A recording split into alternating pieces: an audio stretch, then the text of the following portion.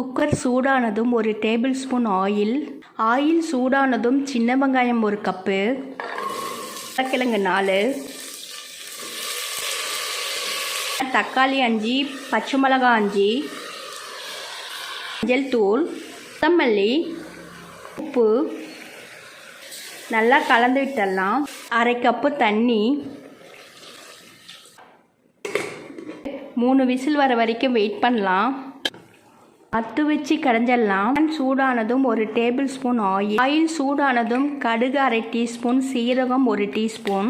கடுகு சீரகம் பொரிஞ்சதும் வரமிளகாய் 3, கறிவேப்பிலை, பெருங்காயத்தூள், தாளிப்பு ரெடி ஆயிடுச்சு.